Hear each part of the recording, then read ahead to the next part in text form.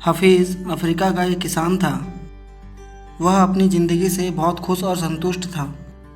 वह संतुष्ट इसलिए था क्योंकि वह खुश था। एक दिन एक अक्लमंद आदमी उसके पास आया। उसने हफीज़ को हीरो के महत्व और उनसे जुड़ी ताकत के बारे में बताया। उसने हफीज़ से कहा, अगर तुम्हारे पास अंगूठे जितना भी बड़ा हीरा हो तो तुम पूरा शहर खरीद सकते हो, और अगर तुम्हारे पास मुट्ठी जितना बड़ा हीरा हो तो तुम अपने लिए शायद पूरा देश खरीद लो। वह अक्लमंद आदमी इतना कहकर चला गया। उस रात हफीज़ सो नहीं सका। वह असंतुष्ट हो चुका था, इसलिए उसकी खुशी भी खत्म हो चुकी थी। दूसरे दिन सुबह होते ही हफीज़ ने अपने खेतों को बेचने और अपने परिवार की देखभाल का इंतजाम किया और हीरे खोजने के लिए रवाना हो गया। वह हीरों की खोज में पूरे अफ्रीका में भटकता रहा, पर उन्हें पा नहीं सका।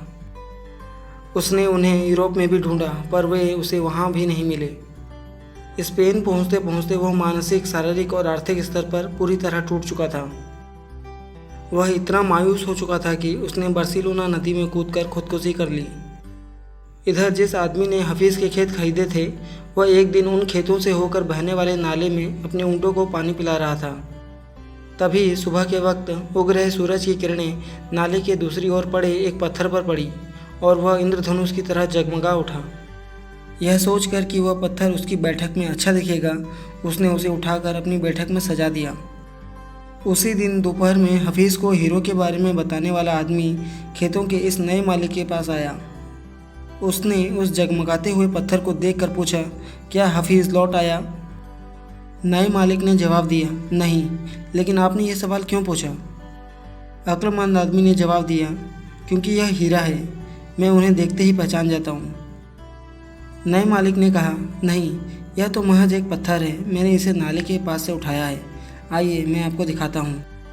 वहाँ पर ऐसे बहुत सारे पत्थर पड़े हुए हैं। उन्होंने वहाँ से नमूने के तौर पर बहुत सारे पत्थर उठाए और उन्हें जांचने परखने के लिए भेज दिया।